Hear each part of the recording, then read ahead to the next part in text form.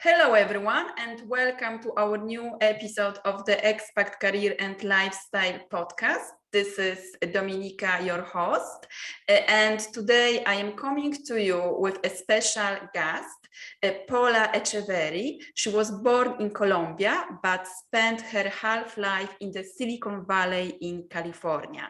Paula is a serial entrepreneur, but she also worked with major companies in the tech industry in Silicon Valley for many years until her life changed when she lost her hearing.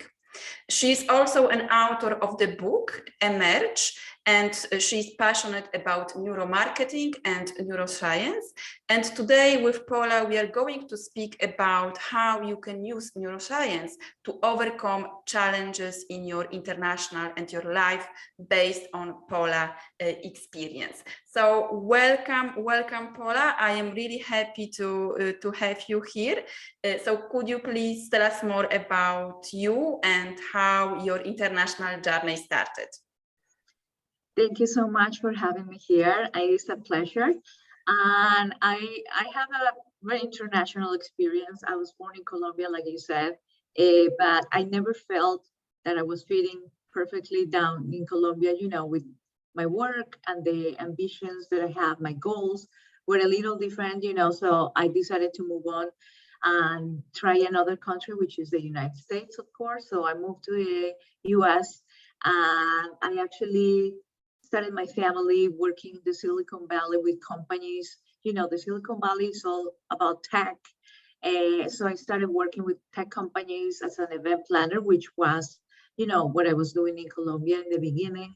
And then I moved on. I had my own company for a couple of years. I worked with major companies, HP in the Silicon Valley, and managing all their events, all of that. And then I decided to just, do my own thing, start my own business.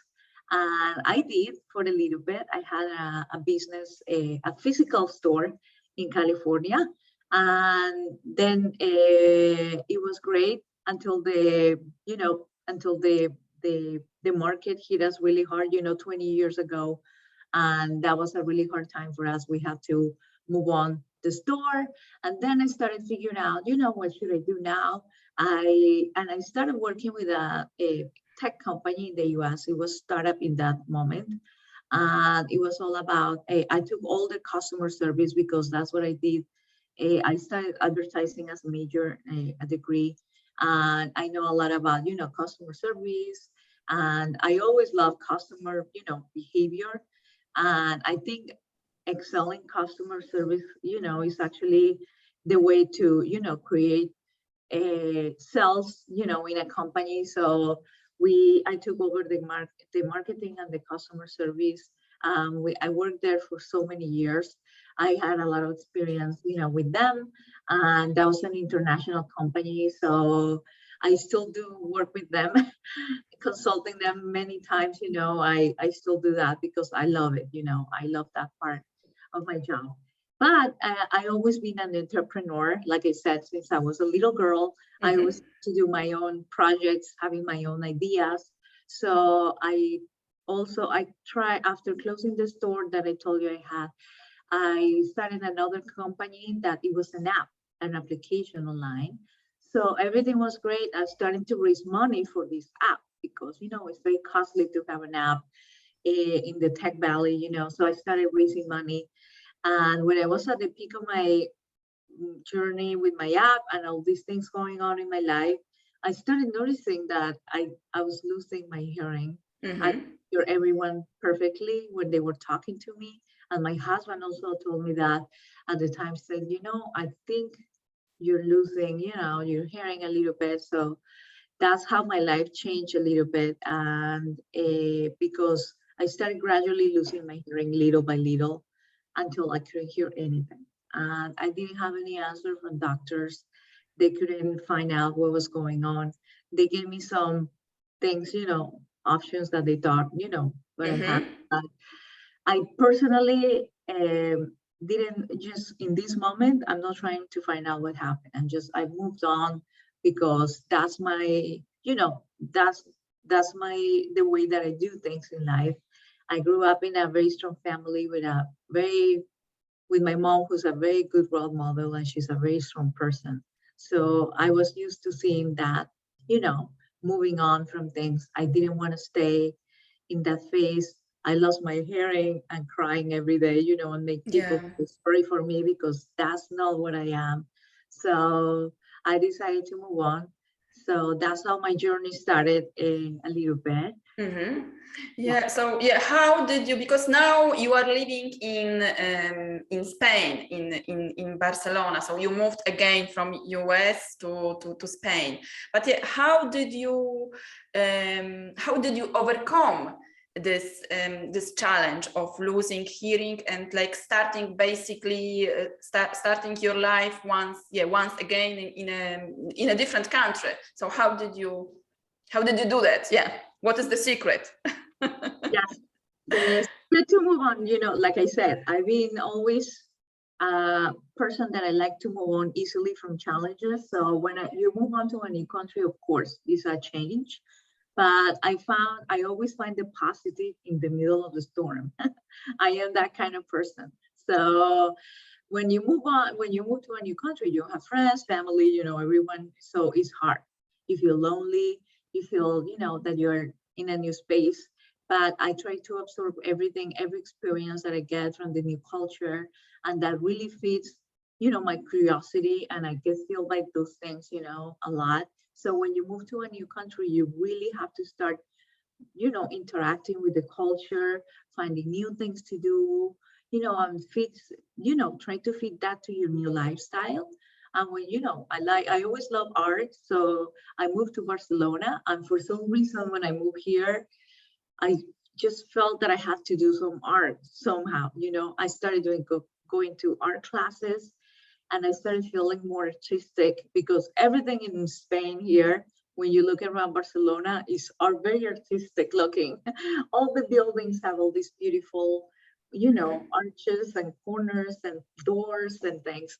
So I started interacting more with the culture, and that actually filled me up a lot. I started feeling better about myself, about moving to a new country, and my kids were feeling better, because we moved in the middle of the pandemic here to Spain. We decided, because in California, we had a lot of different experiences with the kids that we didn't think it was good for them. So we decided to move to a different culture that's more accommodating, more family oriented. And we found that in Spain.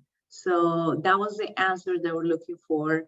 The kids, and because my husband and I were very worried about, how the COVID will affect them. But we found out that kids are super resilient. So kids actually are the least affected by this. Actually, I think adults are more affected by the COVID than kids, because kids move on easily. It's in their nature, they just move on. They accept just easily, and they move on. So that's what I found out that it was interesting about my family when I moved here. So my kids were fine. They're like, oh, we love it here. They didn't want to go back to California. They're fine, So I was very surprised to find that. And, that's how I move on, from moving to a new place.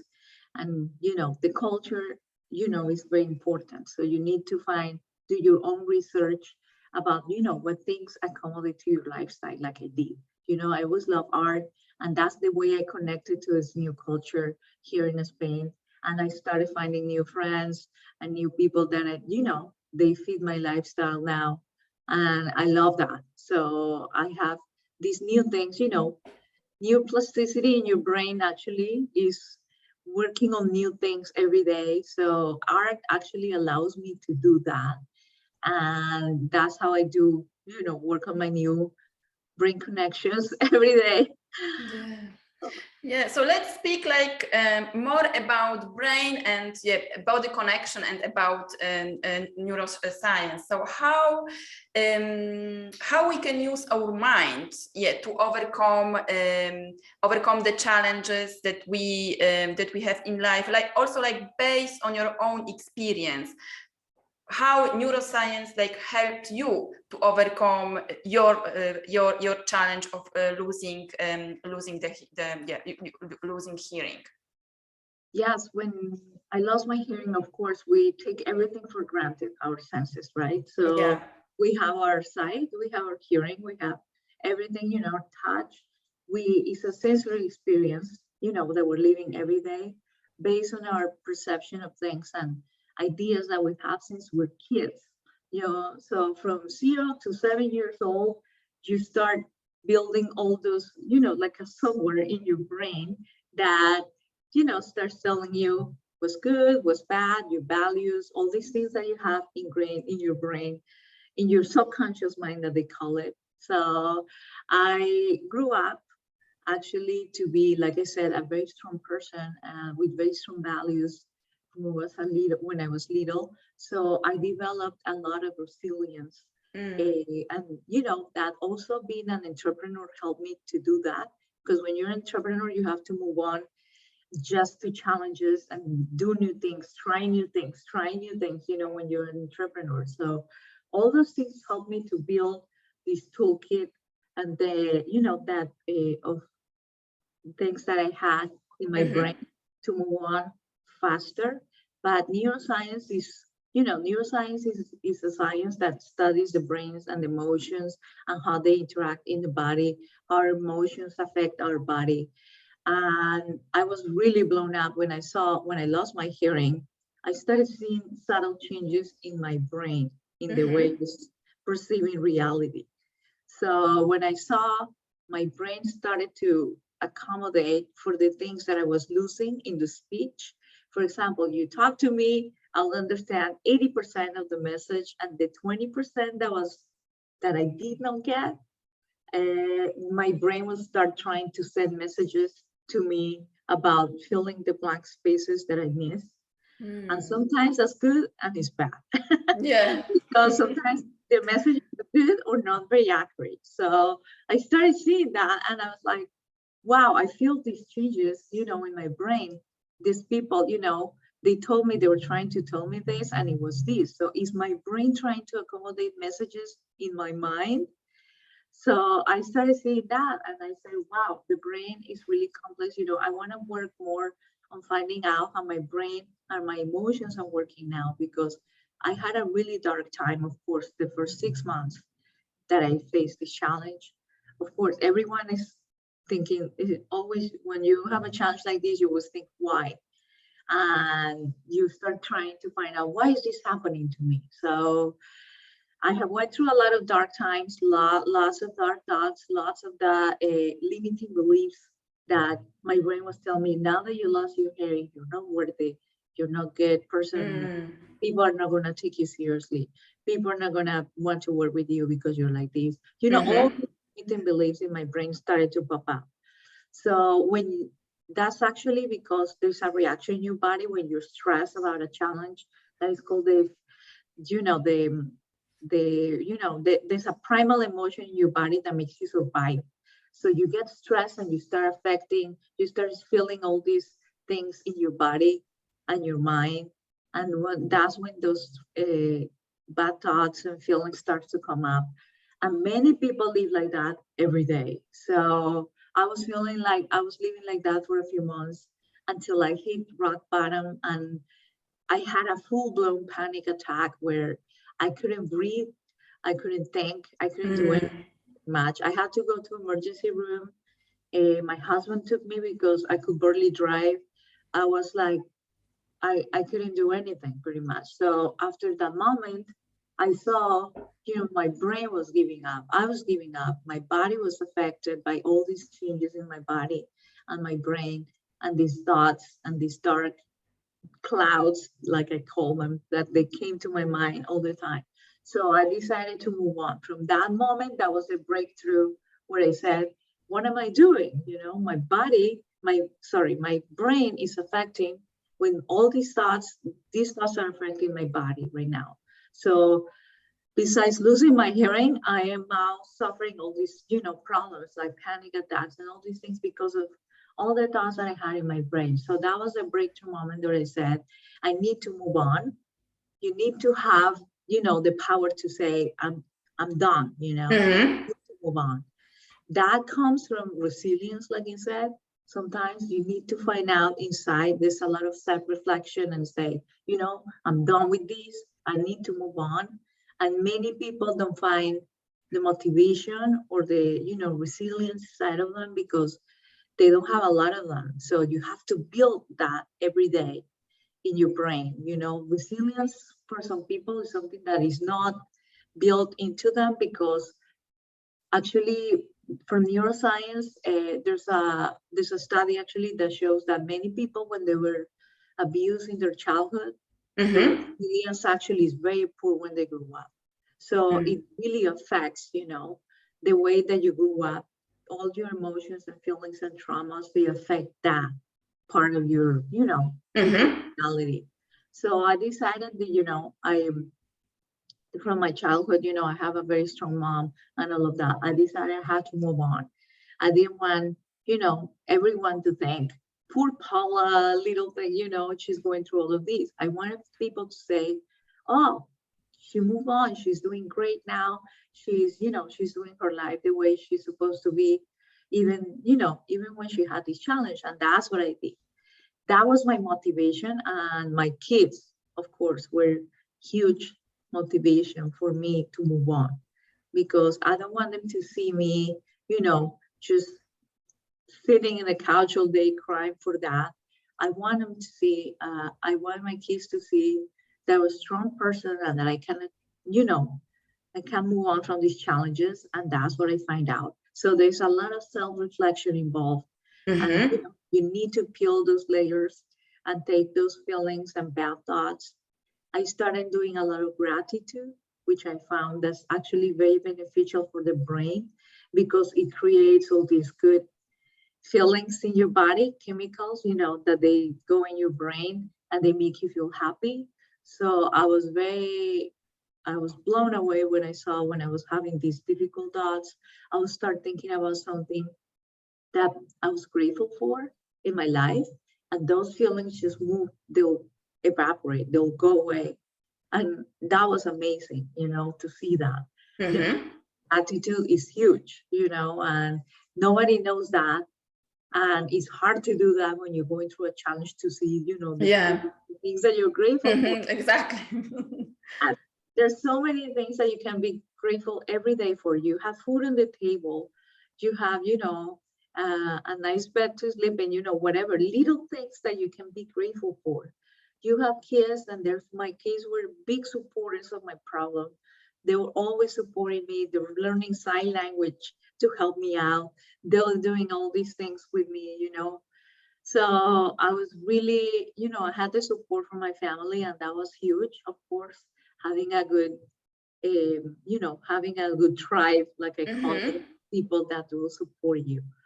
So that's the way I had to, I did start rewiring my thoughts, changing the narrative of my problem, that was not a problem anymore, that I actually benefit from this challenge. That was a blessing in disguise. Mm-hmm. And I move on, and I decided, I changed my life completely. I started creating a new person that I wanted always, to be, and I did it. And it's a challenge, of course, every day. Every day you have to do new things to be in that state. So Yeah. we do every day. Yeah. So you are a great example how to turn a problem into something positive and start something new. So you are a great example of that. And you also wrote a book called Emerge. So like, what prompted you to write the book? The book was written because it was a funny story, because I always like to do little classes online about woman empowerment and things like that. And I have lots of journals. Journaling was one of the things that helped me a lot, when I was through a process. So Mm-hmm. I keep all these cool journals that I have in my house, and sometimes I go and read them and see what I was thinking that moment, a few years ago.